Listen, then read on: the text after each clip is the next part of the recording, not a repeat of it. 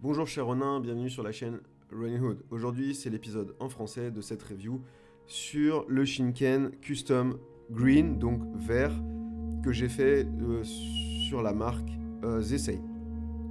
Donc ça m'a coûté 1600 euros sur ce sabre de cette marque chinoise, de sabre japonais. Donc là c'est la partie Tamashigiri Suemonogiri.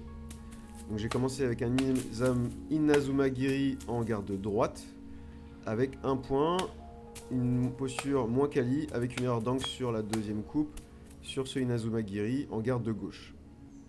Ensuite j'ai fait un troisième omote avec 5 coupes en Ukiuchi. Nukiuchi ou Katate, hein, c'est assez proche. Katate c'est quand on sort l'âme d'abord et on fait un deuxième mouvement pour faire la coupe à une main. Et Nukiuchi c'est quand ça sort et ça coupe directement. Beaucoup plus difficile et délicat. Il faut faire très attention. Si vous n'avez pas le niveau adéquat, le bon instructeur, ne tentez pas ces choses-là, c'est très dangereux. Donc, j'étais bien meilleur sur le Gyaku Kessa en remontant. Les deux premiers n'étaient pas convenables au niveau de la posture et des angles de coupe, puisque c'était des angles de 50-60 degrés et c'était pas correct. J'étais également sur une mauvaise posture à Suji et angle de coupe sur le Nukiuchi Otsuihei, et pareil sur le deuxième. Je compte le point parce que techniquement ça a coupé, mais on va voir un peu plus tard qu'avec un système de notation nouveau, ce serait pas suffisant. Donc là on est sur un Ishiro Mizugaoshi, la posture est très bonne, les angles sont propres. Donc on est bon, et contrôle de la lame, correct. Ensuite, un petit Nukiuchi of Suihei pour pouvoir tenter un tombeau. Alors, c'est le premier tombeau que je réussis presque. Je dis presque parce que ça a touché la partie centrale, donc je mets que un demi-point. Mais on commence à... Si on avait une section de omote un peu plus longue, je pense qu'on l'avait ce coup-ci, compte tenu de la posture et de la qualité du sabre. Là, Kawasemi, c'est complètement raté. La posture, rien n'était au rendez-vous. Et rattrapage sur ce Mizugashi sur une deuxième tentative. Je compte le point. On verra que avec différents systèmes de notation pour s'évaluer, selon le système d'évaluation si on est plus ou moins sévère, bah on compte le point, on le compte pas. Là, sur cette préparation, je me suis lancé sur quelque chose de très difficile. C'est un combo de 5 coupes en Nitenichi Ryu que j'avais pas mal préparé, parce que j'étais pas suffisamment satisfait de ma dernière coupe au Shinobi Katana. Et là c'est 2 points avec 5 coups qui sont très délicates à enchaîner, car il faut maîtriser énormément de paramètres, donc j'étais très content de ce double point. Là pareil, Nitenichi Ryu, Mizugaishi et ensuite un double Suihei qu'on pourrait également appeler un Dobarai de Niten. Très difficile parce qu'il faut vraiment à chaque fois avoir la bonne longueur pour chaque coupe. Et en fait, sinon, on n'arrive pas à la fin. Là, c'est le cas. Très bien sur le Mizugashi, très propre. Beau contrôle, mais je pouvais mettre que un point ensuite. Donc, j'ai compté qu'une coupe ensuite en Suihei. Donc, je n'ai compté qu'un seul point. Voilà. Donc, j'étais très content de tout ce qui s'est produit en Niten. Très surpris. Puisque c'est une lame assez lourde, 1022, mais totalement adaptée à ma taille selon les critères japonais d'attribution, poids, longueur. Longueur de Tsuka, longueur de lame. Donc on peut voir que ce que je passe mon temps à dire sur cette chaîne, c'est que plus un sabre est fait à votre taille, plus vos chances de réussir seront présentes. Et deuxième point, que si la qualité de forge et la distribution du poids est convenable, voire de super qualité, vous réussirez 6 fois, 7 fois mieux et vous pourrez pratiquer beaucoup plus longtemps, car au-delà d'une heure avec une lame mal équilibrée, des postures se fragilisent, elles deviennent mauvaises, même si vous avez des belles qualités en pratique du bateau d'eau. Et donc le sabre a vraiment une importance, et sa qualité de forge et vos qualités techniques ne font qu'une seule et même réalité finalement au moment de la performance. Là j'ai essayé de me rattraper un peu pour essayer de comprendre mes erreurs, c'est-à-dire que ce que je dis c'est que ça vient toujours, une partie vient du sabre et une partie vient du pratiquant. Mais là en l'occurrence, j'ai pu rattraper les erreurs de mauvaise proprioception et préhension au niveau de la poignée parce qu'elle est légèrement trop épaisse et ça annule la qualité du transfert avec les doigts sur les coupes à une main, ou même sur le Sayabiki. Pour moi c'était vraiment gênant parce que j'avais une poignée trop épaisse dans la main droite et un manche de Koiguchi assez fin dans la main gauche. Ce décalage me gênait. Donc j'ai pu me réadapter sur des coupes qui étaient somme toute moins importantes, ce que j'appelle les coupes mineures. Là, une tentative de tombeau, mais pas du tout réussi, même si ça a coupé. Et j'ai pu me rattraper sur tous mes Nuki-Uchi, donc j'étais assez content de retrouver à peu près des bonnes postures et de me réadapter. Quand on n'a que 8 Omote, c'est très difficile. Entre 8, 10 c'est un peu mieux. Je vous conseillerais toujours de pratiquer 10 ou 12, c'est l'idéal. Au-delà, 30 ou 40, c'est beaucoup trop parce que vous allez vraiment en abîmer beaucoup. Là, c'est une coupe sans amorce de mouvement. Donc c'est une coupe où en fait le mouvement est complètement isolé en essayant de faire une coupe sans élan. Donc c'était, je crois, mes 2 premières tentatives. J'en étais assez satisfait. C'est encore très loin du niveau des sommités de pratiquants en bateau d'eau de très haut niveau, des experts comme voilà, Kelly Batosai ou Blade Manbe que vous pouvez suivre sur YouTube si vous voulez, que j'ai rencontré l'été dernier. J'ai évalué mon niveau maintenant à confirmer, un début de niveau confirmé, puisqu'en fait je suis trop en facilité sur une évaluation niveau débutant ou niveau médium. Donc du coup, effectivement, je dépasse là les 4 années de coupe, je dois être à 4 ou 5, j'arrive en début de confirmé, donc je m'évalue à 12 sur 5 sur 20, parce que sinon je capitalisais trop de points, donc j'ai pas tenu compte des coupes qui n'étaient pas propres en termes de posture et d'angle, de Asuji, et j'ai pas gardé les coupes où il y avait des doubles points ou des deuxièmes tentatives. Voilà, c'était pour le système d'évaluation, comme ça vous savez tout. Ce sabre a une deuxième partie très importante, c'est que avec lui et d'autres, je me suis lancé dans la coupe sur papier pour travailler en lançant ma méthode de Tamashigiri auquel vous pouvez avoir accès sur Teachable. Vous avez 28 heures avec moi pour apprendre de A à Z avec tous les éléments nécessaires que vous devez acheter du marché selon votre budget. Et donc pour le papier, je me suis lancé dans l'expérimentation pour travailler le Asuji et les postures sur un matériau qui ne détériore pas les lames, le papier, et c'est tout bonnement extraordinaire. J'ai eu des résultats incroyables et ce sabre a été une vraie révélation car il a une lame extrêmement, j'appelle super rasoir, c'est-à-dire qu'elle se rapproche vraiment du vraiment niveau d'aiguisage des lames japonaises et c'est vraiment extraordinaire, ça change tout. Alors je pense que c'est dû sûrement au fait que ce soit du tamagane chinois. Je ferai un épisode sur qu'est-ce qu'est le tamagane, selon mes recherches, mon opinion et ma grille d'analyse et mes quelques connaissances, pour essayer d'apporter un peu d'éclaircissement sur qu'est-ce que c'est que le tamagane. Je ferai ça bientôt, c'est imminent puisque ça doit suivre cette review.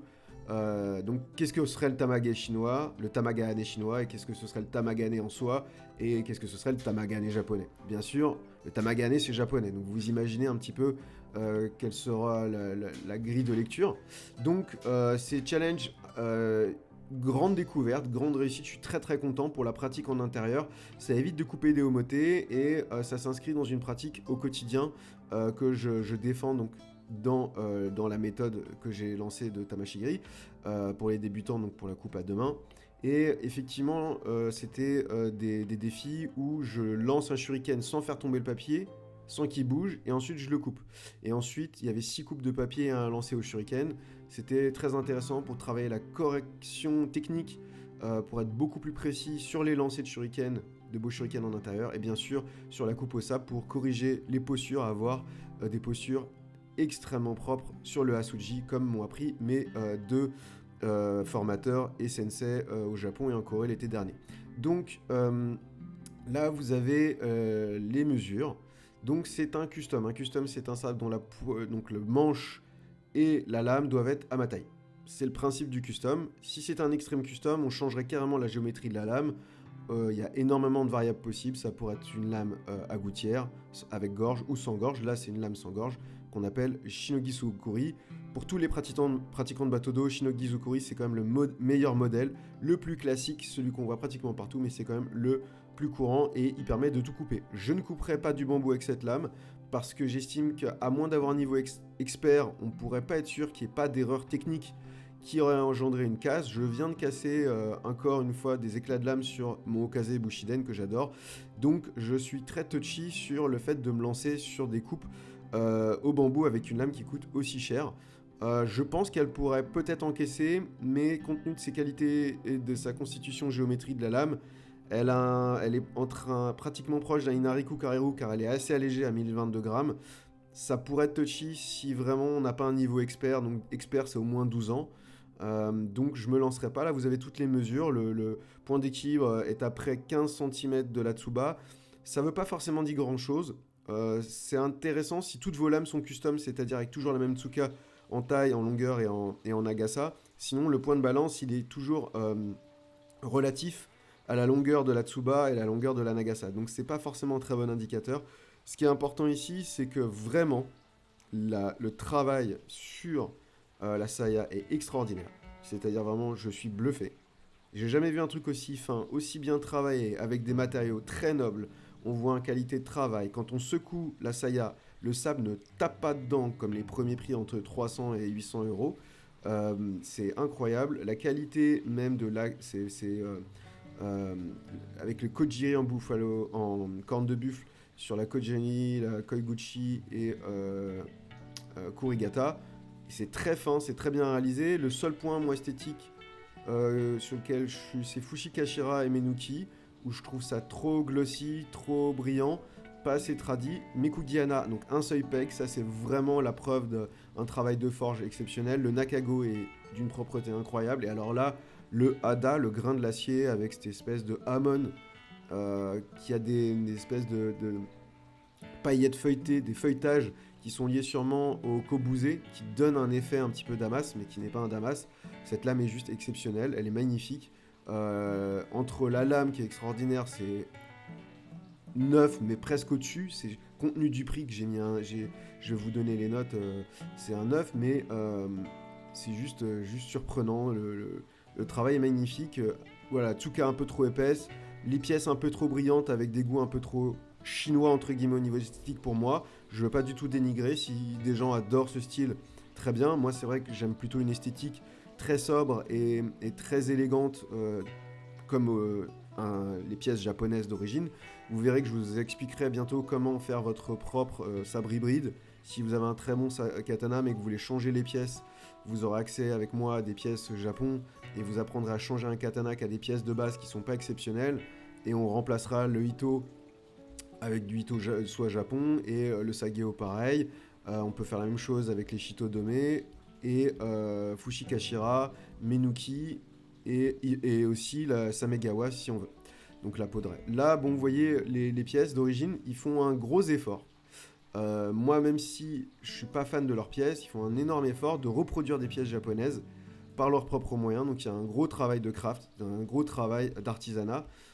Problème, c'est que les pièces et les choix esthétiques ne me convenaient pas trop, ou pour moi sont trop loin de pièces de l'esthétique japonaise, qui est juste incroyable. Sachant que moi j'ai déjà maintenant ramené du Japon et déjà fait un hybride que je vous montrerai plus tard, avec des pièces Japon que j'ai réinstallées et ça fonctionne très bien. Et les pièces Japon, même premier prix, sont vraiment, vraiment, vraiment super belles quoi. Voilà, donc là vous voyez les Menuki, c'est ceux qu'il y a sur le Green Custom Running Hood de chez Essay. Elles sont un peu trop brillantes et cette esthétique-là, moi, me convient pas trop. Je trouve ça un peu trop bling bling. Là, ils avaient fait un effort énorme sur les Fushikashira encore, mais c'est trop glossy. Je savais, j'ai pris le risque, mais j'ai mis les pièces que j'aimais le plus pour être le moins déçu par l'esthétique. Honnêtement, je suis très très content du résultat. Voilà, maintenant on va passer aux notes. Donc à cette époque-là, il y a 2 ans, ça coûtait 1600 euros, tout frais inclus, frais de douane, frais de tout ça, frais d'envoi. Ils ont été très corrects, ils m'ont renvoyé les CEPA gratuitement et le Sageo. Les Sageo, ils s'étaient trompés, ils m'avaient envoyé un Sageo synthétique chinois. Ils m'ont envoyé le Sageo soit Japon, comme c'est ce que je souhaitais. Et du coup, en fait, ils m'ont renvoyé les CEPA dorés parce que c'est moi qui m'étais trompé dans la commande. Donc du coup, j'ai trouvé assez cool. Ça s'est bien passé au niveau du relationnel, même si aujourd'hui, vous ne pouvez plus y avoir accès par le site de Zessay. Si j'ai bien compris, ils ont eu des soucis financiers. Ils ont fait quand même un modèle économique assez agressif et très, très, très euh, avant-gardiste, j'ai envie de dire, par rapport à d'autres concurrents. Mais du coup, ils ont eu des soucis et ils se sont mis à déléguer la vente sur le site qui s'appelle Dragon Sword. Vous retrouvez toutes ces infos dans la description. Moi, je les ai suivis depuis longtemps. J'ai vu qu'ils ont un souci au niveau de leur relation publique au début parce qu'ils arrivaient en reprenant une marque qui avait existé chez eBay par un gars qui avait une bonne réputation. Ils ont récupéré la marque des essais, ils l'ont complètement changé. Ils ont proposé tous cette dimension super intéressante avec des lames avec un Nakago qui est ultra clean, comme si on achetait des lames au Japon, avec des photos très très propres. Des pièces un peu trop brillantes, esthétiques un peu trop chinoises, mais avec des heures de travail qui sont quand même non négligeables.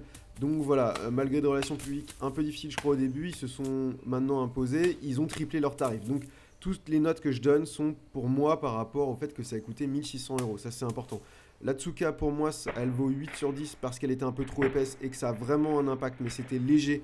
Donc le sabre reste pour moi génial quand même dans ma pratique. Il est dans mon top 3 avec le Okaze et le Shintoshi Hanwei. La lame, je lui ai mis, je crois, 9, quelque chose comme ça. C'était un 9 sur 10. La lame est vraiment incroyable. Le travail de la lame est incroyable. Même si c'est pas le type d'équilibrage que j'aime, elle est incroyable. Je lui ai mis entre 8 et 9 sur 10 pour le rapport qualité-prix et tout ce que j'ai pu faire avec au niveau des tests de coupe. Pour moi, c'est entre un 8 et un 9 sur 10, mais on est au-dessus en termes des différents types de matériaux et des finitions et des heures de travail que sur le Shintochi Hanwei, par exemple, que j'adore. Vous avez la méthode de Tamashigiri pour les débutants que j'ai lancée. Elle est disponible sur Teachable en anglais, donc il faudra vous mettre à l'anglais si vous êtes francophone, mais je pense que ça devrait le faire. Je vous souhaite de rester focus, l'esprit paisible et le corps en bonne santé, et je vous dis à très bientôt sur un nouvel épisode sur la chaîne Running Hood.